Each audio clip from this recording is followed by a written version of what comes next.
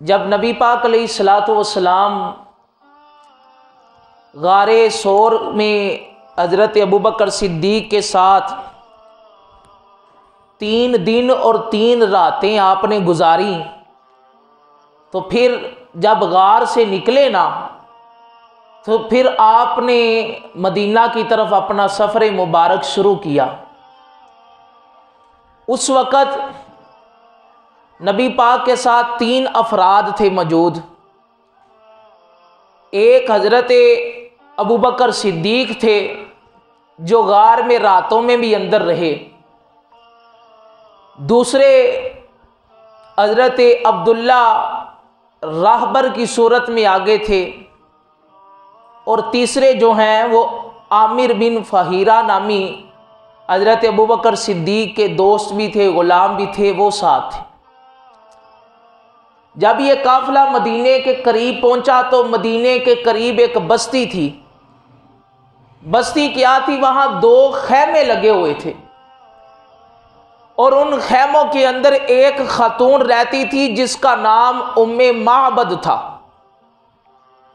अभी मक्के से हिजरत करके हाजी साहब मदीने नहीं आए हैं, रास्ते में थे, मदीने के करीब थे। 2 खैमे लगे होते हजरत उम्मे माबद के। वो उम्मे माबद माई थी, बूढ़ी औरत थी, ज़ईफ़ुल उमर थी। उसका काम ये था कि रास्ते में जो भी मुसाफिर गुजरता उसकी खैर खाही करती, उसे ज़ादे राह फरोख्त करती।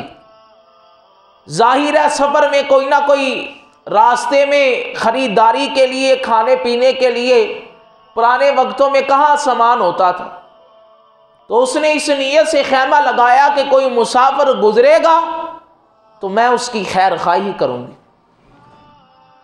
अब उसकी किस्मत जाग गई। वहाँ से नबी पाक गुजरे और देखा 2 खैमे लगे हुए। हजूर ने फरमाया खैमों के अंदर साथियों को भेजा जाओ, पता तो करो कोई गोश्त या खजूर खाने के लिए है।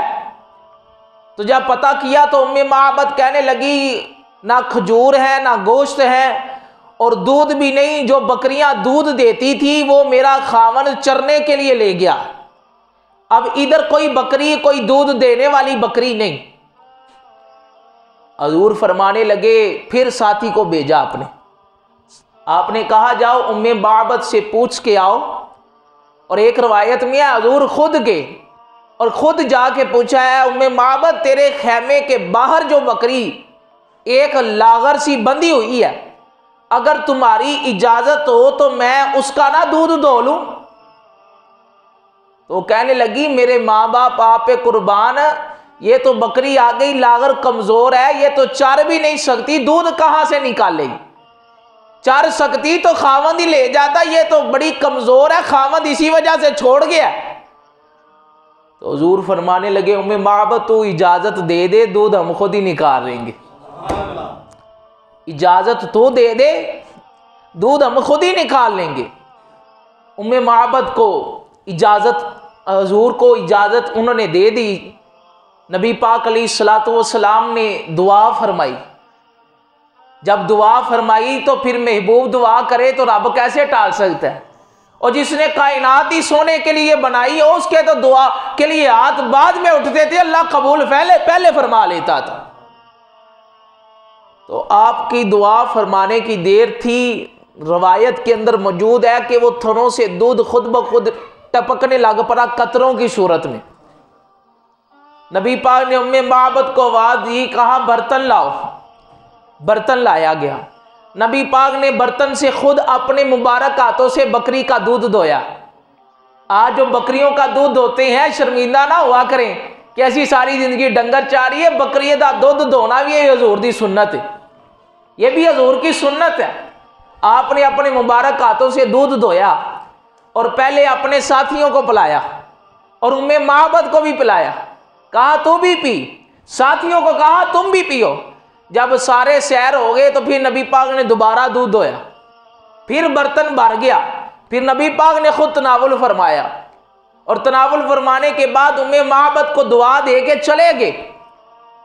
और रवायत के अंदर आता है हजरत उमर के दौर तक यानी हजरत हजूर के विसाल के बाद हजरत सिद्दीक़ अकबर का दौर आया, फिर हजरत उमर का दौर आया। हजरत उमर के दौर तक वो बकरी जिंदा रही और इसी तरह लगातार दूध देती रही।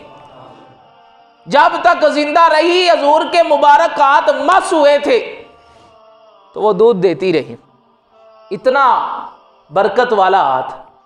और जब उम्मे माबद का शोहर बकरियां चरा के घर आया ना, जब घर आया तो उसने देखा कि बकरियां तो सारी मैं ले गया था, बर्तनों में दूध कहां से आ गया।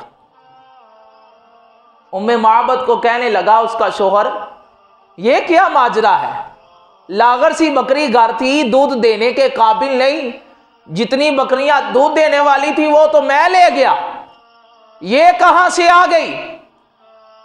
तो उनकी जोजा उम्मे माबद कहने लगी, तुम्हें नहीं पता एक हसीन चेहरे वाला आया था, बात करता था, दिल चीर देता था। उसकी पूरा नक्शा उम्मे माबद ने अपनी जुबानी बयान किया।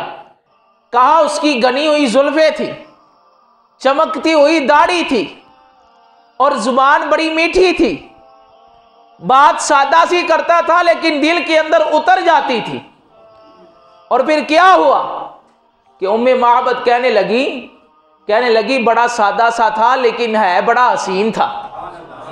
उसके साथी बड़े वफादार थे, जब वो बात करते तो साथियों पे सकता तारी हो जाता, जब हुक्म फरमाते तो साथी एक दूसरे से बढ़ के हुक्म की पैरवी करने में एक मुकद्दम होने की कोशिश करते। उम्मे माबद का खामद कहने लगा, ये वही है जिसका चर्चा मैंने मक्के की गलियों में सुना है, जो अल्लाह का हबीब बन के आया है।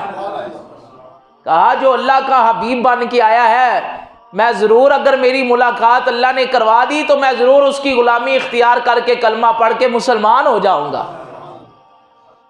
फिर अल्लाह ने वो वक़्त भी दिखाया, उम्मे माबद का पूरा घराना इस्लाम के अंदर दाखिल हो गया। ये नबी पाक के एक फेरे की बरकत थी।